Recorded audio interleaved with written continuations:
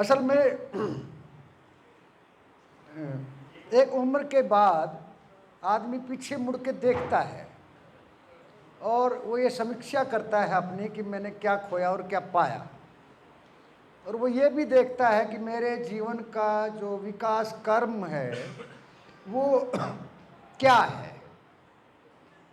मैं अभी बाहर हमारे गुजरात से, मैं नाम भूल गया उनका, वो चाय हम इकट्ठी पी रहे थे, थोड़ा परिचय हुआ उनसे और मैंने कहा कि मैं आजकल बगैर बोझ के ज़िंदगी का यापन कर रहा हूँ। कोई बोझ नहीं है मेरे दिमाग के ऊपर, क्योंकि दो तीन तरह के बोझ होते हैं। वो बोझ एक बच रहा थोड़ा, वो भी तैसा हो लिया, लड़के की शादी करनी है, बॉम्बे की लड़की है, परिवार को मैं जानता हूँ। अब उन्होंने दोनों बच्चों ने ये तय करना है कि वो न्यूजीलैंड में शादी करेंगे कि रामपुरे में करेंगे। न्यूजीलैंड में करेंगे, मैं चला जाऊँगा, उरे करेंगे तो आप सब ने बुला लूँगा, इतना ही फर्क से बस, क्योंकि न्यूजीलैंड तो आप सारी नहीं जा सकते, मने मने जाना पड़ेगा। इतना इस न्यारा कोई दहेज का कि भाई वो लिफाफे देने का वो सारा सिस्टम हमने अपने ब्याह में नहीं कराया, तो मतलब रिलैक्स। लेकिन कई बार मैं ये सोचता हूँ कि मेरे जीवन के अंदर दो चरित्र है हमारे परिवार में। एक हमारे परिवार से मतलब मेरी माँ है और एक हमारा श्री है। श्री समझते हैं? वो पांचवें बटाई पे जो रख लेते थे हिस्सेदार, पांचवें हिस्से पे हमारे गांव का एक हरिजन था। मैं इसलिए कह रहा हूँ उनकी डेथ हो गई। 25 साल वो कमाया और मैं ये बच्चा एक छोटा सा खेल रहा था, शायद इस उम्र का था जब वो हमारे घर आया। हम उसको मामा कहते थे। मैं जितना संवेदनशील समाज के प्रति और व्यक्तिगत आचरण में बना, उसमें उस श्री का बहुत ज़्यादा रोल है। वो हमेशा मुझे ये कहता था कि कोई भी ऐसा कार्य नहीं करना चाहिए। बच्चे से बहुत प्यार करता था मुझे वो। क्या था उस दौर है, हड़बाया करता, कचरी रखा करता, बेर पिलपोटन खेत में जाते जब, और हम भी बस जुन से खेत में है, क्योंकि बेरा था कि मन की खाने मिलेगा, साथ रखता था। वो हमेशा ये कहता था कि आदमी को कोई ऐसा काम नहीं करना चाहिए जिससे उसकी नज़रें किसी के सामने झुके, चाहे भगवान भी क्यों ना हो। और मेरी माँ ये कहती थी मुझे कि कोई काम छोटा बड़ा नहीं होता, काम घर में जो भी है वो सारे काम करने चाहिए। और अभी एक दिन मैं ऑफिस में बैठा था और ऑफिस में एक हमारी महिला साथी है, उसने पूछ लिया कि आपने कभी खेत का काम भी किया है? मैंने कहा, उसको जब बताया तो उसको बड़ी हैरानी हुई कि ये जो बाबूजी सा दिखा है ये इतना काम कर रहा है। खैर ये दो चरित्र ऐसे हैं, मैं कई बार सोचता हूँ कि मैं इनका शुक्रगुजार हूँ कि मुझे आज तक ज़िंदगी में कभी पछताने का मौका नहीं मिला, क्योंकि मैं हर काम को कर सकता हूँ अपने जीवन यापन के लिए। एक छात्र आंदोलन से मैंने एक तरह से जीवन शुरू किया। बड़ा डायनेमिक सा, उतंगड़ सा छात्र था मैं। मतलब वो डायनेमिक तो शुद्ध मतलब अच्छा शब्द है, उतंगड़ ठीक शब्द है। मतलब इतना उतंगड़ कि आप इमेजिन कर सकते हो कि प्रेप के स्टूडेंट को पूरी यूनिवर्सिटी जाने, प्रेप का स्टूडेंट यूनिवर्सिटी कॉलेज का, और उसने जाने पूरी यूनिवर्सिटी, तो कोई ना कोई बात तो उसमें होगी। लेकिन मैं बहुत लाडला स्टूडेंट भी था अपने टीचर्स का।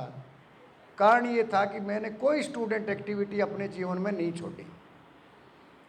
एनसीसी, पंजाब डायरेक्टरेट तक, नाटक, हरियाणवी स्किट, मतलब common room secretary, math secretary, chess का गेम, मतलब जितने उजागर सारे, और साइंस का स्टूडेंट। तो हमारा प्रिंसिपल भी ये कहता था, मतलब कोई बात आ जाती नहीं, बोले यार मेरे जस्ती को नहीं रामचंद्र ने कर दी होगी हरकत, हरकत मैं ये क्या करता रहे। तो उस दौरान में हमारी यूनिवर्सिटी में एक पंजाब पीपल्स हाउस है शायद 22 सेक्टर में, वो एग्जीबिशन लगाता था लाइब्रेरी में। और क्योंकि मेरी माँ का एक असर भी था मेरे ऊपर, उसका एक कारण ये भी था कि मेरे पिताजी दिल्ली पुलिस में थे।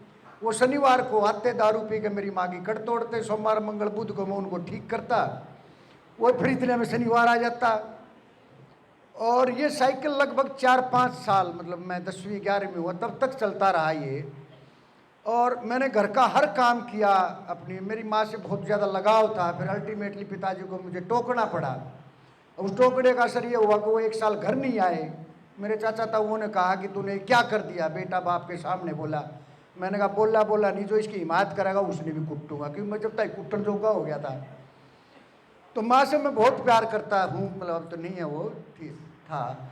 तो एक माँ नावल है मैक्सिम गोर्की का। मैक्सिम गोर्की रशिया के लिटरेचर मतलब साहित्यकार हुए हैं, और ये भी बताते हैं कि वो माँ नावल जितनी भाषाओं में ट्रांसलेट हुआ है, आज तक उतनी भाषाओं में कोई नावल ट्रांसलेट नहीं हुआ है। मैं तो अपनी माँ खातर उस नावल ने पढ़ लिया, उठा लिया, खरीद लिया, पढ़ा मैंने। वो भैंस चराया करता काम में, तो थोड़ी देर मौका लगता, घंटा 2 घंटा, और दोपहर में 11 बजे से भैंस चरा काम था, फिर घंटा 2 घंटा, 18 दिन में पढ़ा गया वो नावल। उस नावल ने मेरी ज़िंदगी बदल दी। मेरे जितने दोस्त थे सारे मेरे से नाराज़ हुए कि तू इतना शुद्धा क्यों हो गया। हमारे परिवार के सारे लोग ये कहने लगे इस लड़के को क्या हो गया। और मुझे ये लगा कि इस जीवन में फिर मैंने घुमाई की देश की, शहीदों के स्थल, जो जन्म स्थल हैं, जो शहादत स्थल हैं, हमारे जो पूर्वज हुए हैं कि जिनको समाज सुधारक बोलते हैं, उनके साहित्य को पढ़ना, जानना, विजिट करना। फिर शादी होगी तो बच्ची आ गई हमारी लाइफ में। फिर उस बच्ची के परवरिश ने, मतलब मेरी बेटी है, जब वो 3 साल की हुई तो फिर कान खड़े हुए भी बच्ची को स्कूल भेजना है। अब स्कूलों के बारे में मैं जानता था, तो मैंने जितने भी चाइल्ड साइकोलॉजी में धाराएं हैं उन सभी धाराओं को पढ़ा अपनी बच्ची के लिए। उन स्कूलों को विजिट किया। जय कृष्णामूर्ति फाउंडेशन डॉक्टर साहब जानते हैं, जय कृष्णामूर्ति वाई वालों का है, ये जो लोटस टेम्पल है इनका एक स्कूल है। एकलव्य वालों का है भोपाल में, रोहित धनखड़ का है जयपुर में। जितनी धाराएं हैं स्कूल एजुकेशन से संबंधित, सबको मैंने जाके विजिट किया उनके डायरेक्टर से, उनके यहाँ, जैसे आपसे बात कर रहा हूँ ऐसे मैं 2 दिन 3 दिन उनके साथ रुका, जाना। एक अकाल एकेडमी है, उनके पास गया मैं। सबको जानने के बाद मैंने मॉरल ड्यूटी अपनी ये ली कि बच्चा डीसी बनेगा कि एसडीएम बनेगा कि चपरासी रहेगा, इसकी चिंता छोड़ दे, और ये केवल कर ले कि बच्चा 18 साल का हो, इतने नशे के चक्कर में ना पड़े, किसी तरह या कर ले। और यही बच्चों से बातचीत, मेरे बच्चे से मेरे से कुछ नहीं छुपाते, वो छोटे हैं तो बड़े हैं तो वो मेरे से नहीं छुपाते जो भी घटनाएं हैं। मतलब उसने मेरे को चाइल्ड साइकोलॉजी में, हालांकि बीएड मैंने की थी, लेकिन बीएड तो वो पास होने खातर करी थी, लेकिन इस बच्चे की परवरिश ने मुझे चाइल्ड साइकोलॉजी में जो अलग अलग धाराएं हैं, स्कूली शिक्षा में जो अलग अलग प्रयोग हो रहे हैं, और मतलब एक स्कूल बचा हुआ वो भी मैं विजिट करूंगा। वो स्कूल है समर हिल, लंदन में है एक स्कूल है समर हिल। वो स्कूल ये दावा करता है कि जितने बिगड़ेल बच्चे हैं उनको एडमिशन वहाँ करा दो, वो सुधर जाएंगे। अब ये परिभाषा अलग है कि किस बच्चे को आप बिगड़ेल मानते हो और किसको सुधरा हुआ मानते हो, ये तो परिभाषा अलग अलग है, लेकिन वो समर हिल ये है। तो ये हम जब अपने, मैं जो कहना जो चाह रहा हूँ वो कि हम अपने जीवन को भी जितना सही तरीके से जीते हैं, सतह पे, मतलब गोरी नहीं फरमाते। हमारा एक रिश्ता है हमारी पत्नी के साथ, बच्चों के साथ, माँ के साथ, दोस्तों के साथ, मतलब इसमें हम बेईमान हैं, बेईमानी करते हैं हम। हमें बेईमानी वहाँ नहीं करने की ज़रूरत है। हमारा रिश्ता बनता है, हमारी माँ से हमारा रिश्ता नहीं है, लेकिन हम उसके प्रति ईमानदार नहीं है। हमारा बीवी से, हमारे बच्चों से, मैं आपके बीच में बैठा हूँ, आपसे मेरा एक रिश्ता नहीं बन गया, उसके प्रति मैं ईमानदार नहीं हूँ। मैंने ये महसूस किया है कि ये जो रिलेशनशिप के प्रति जो ईमानदारी है ना, ये आपको बहुत कुछ सिखा देती है। कोई रिलेशन है आपका, आपके संपर्क में कोई आया, चाहे आपकी अंबाला से पीपली तक की बस की सीट पे कोई बैठा है, संपर्क में तो आया ना वो, उसके प्रति आप एक मिनिमम ईमानदारी बरतोगे तो कोई ना कोई रास्ता निकल जाएगा। इसी चीज को मैंने संगठनों में अप्लाई किया। मतलब मैं एक दौर तक 2002 तक तो स्टेट लेवल पे सक्रिय था, ऑल इंडिया लेवल के संगठनों में जाता था, कमेटियों में जाता था। फिर 2007 में मैंने उन सबको मतलब वो कर दिया कि ना ना ना ना, ये बहुत हो लिया है। ये जो संगठनों के अंदर जो क्या बोलेंगे डॉक्टर साहब, ये ऊपर नीचे लिए कमेटियाँ, हायरार्की, ये हायरार्की जो बनती है ना, ये इतनी खतरनाक चीज़ है, ये आपके मानवीय गुण को मार देती है। फिर मैंने कहा ना ना ना, मैं ये नहीं। और उसके बाद फिर मैंने दूसरा तजर्बा किया कि भाई बहुत लंबा समय हो गया है मुझे। मैंने 2007 में गांव में सफाई कर्मचारी उनको संगठित करना शुरू किया, और मैं उनसे कितनी बातें की होंगी मैंने, आप इमेजिन करो। जब मैंने उनकी पहली मीटिंग बुलाई और मैं उसमें जब बोलने लगा, तो उनमें से एक उठ के आया और वो मेरे कान में कहने लगा कि जी आप वाल्मीकि हो। मैंने कहा कि अगर मैं नाट जाऊंगा तो तुम्हें दुख होगा, तुम वाल्मीकि मान ले। बोला ना ना ना ना ना, यह बात नहीं है जी, बात ये है कि इतने दुख दर्द तो हमें ही नहीं पता जितने आपने हमारे बता दिए। मतलब इसी तरह मिड डे मील वर्कर हैं, शायद सरोज आएंगी आज तो नहीं, शायद कल आएंगी, क्योंकि आज उनको कल यमुनानगर में कृष्णपाल गुर्जर से मिलना है, राज्य अध्यक्ष हैं मिड डे मील वर्कर की। मैंने कहा था कि तुम चले आना वहाँ, हमारे साथ ही आई थी वहाँ। तो उनकी मीटिंग बुलाई, पहले उनसे बात की मैंने, हफ्ता बात की है मैंने उनसे। ऐसे ही नहीं कोई आ गया कि भाई हमारी यूनियन बना दो, आप ज्ञानी आदमी हो ना। मैं उनसे बातें करता था, तुम क्या हो, क्या जीवन है, मतलब पूरा। और जिस दिन मैंने उनकी मीटिंग बुलाई, मीटिंग बुला के अगले दिन मेरे पास फ़ोन आया कि बाबूजी आपको हमारे इतने दर्द कैसे मालूम है। मतलब ये कई बार मुझे कि भाई आपने कितनी सेंसिटिविटी, संवेदना के साथ अगले को सुना है। हम सुनते नहीं, ये सुनना। फिर उनके प्रति जो आप हो वो रिलेशनशिप का मैं बता चुका, मतलब रिलेशनशिप ईमानदार हो। उनके जो मैंने डॉक्टर साहब को एक सवाल के तौर पे किया था सवाल कि हमारे अंदर मतलब जो जील है, हालांकि ये बताते हैं कि भी फीमेल्स में जील ज़्यादा होती है मेल्स के बनिस्बत, मतलब ये आमतौर पे एक वो शेयरिंग है। लेकिन मुझे नहीं लगता कि भाई ये बात सच है, क्योंकि ये आपके अंदर की वो है जो आप ललक जो आपको पैदा होती है। रिलेशनशिप में ईमानदार हो, आपके अंदर झील हो, संवेदनाएं आप समझने की स्थिति में हो, और फिर उसको आप ईमानदारी से पेश करें, तो लोग आपको के साथ जुड़ते हैं, दिल से जुड़ते हैं, वो बगैर इस लव लालच के जुड़ते हैं। मतलब पिछले दिनों मेरे एक दोस्त हैं, वो साइकेट्रिस्ट, क्या एक तो ये गोलियां देता है, जो केवल बात करता है,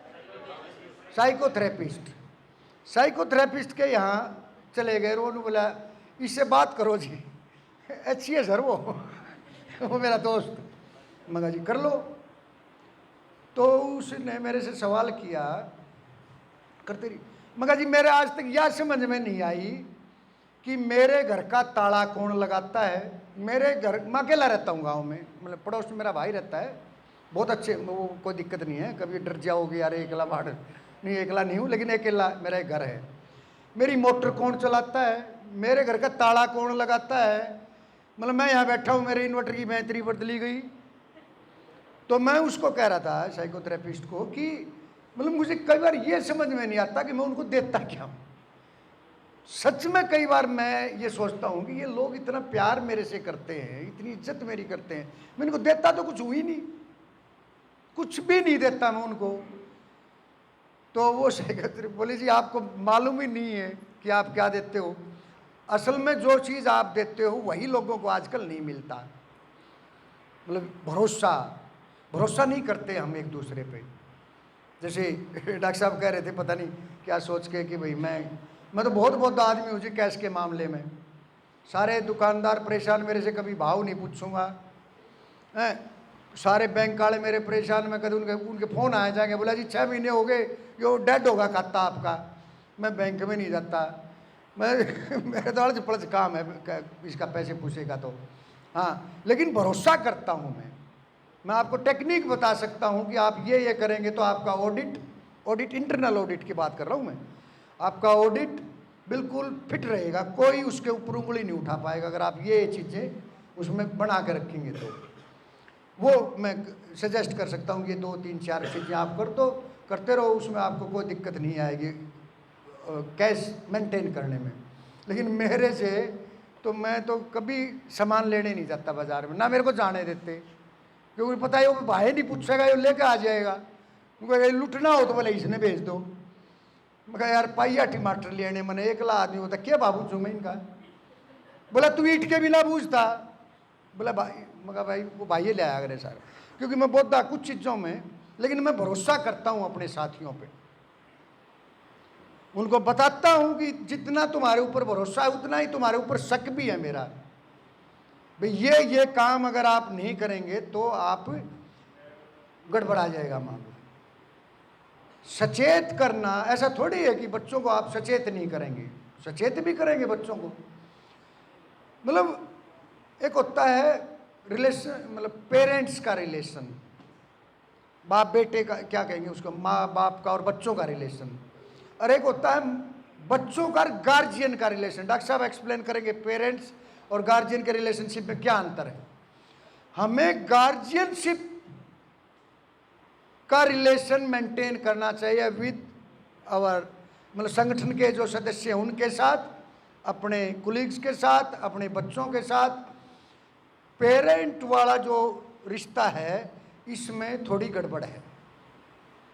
गार्जियन का जो रिश्ता है, और गार्जियन के रिश्ते में भी जो बात है वो ये है कि हमें उस हद तक स्वतंत्रता देनी चाहिए जिस हद तक बच्चे की जान को खतरा ना हो या उसके अंग भंग होने का खतरा ना हो। मतलब मुझे लगे कि भाई इससे आगे तो खतरा है जान का या अंग भंग हो सकता, तो ही बच्चे को टोकना चाहिए। नहीं तो फिर बच्चा क्या कोई भी, मतलब बच्चा क्या पत्नी को भी नहीं टोकना चाहिए। मतलब वो ये इस रिलेशनशिप का जो स्वाद है, मुझे लगता है मेरी ज़िंदगी का सबसे मीठा स्वाद है। बहुत बहुत धन्यवाद।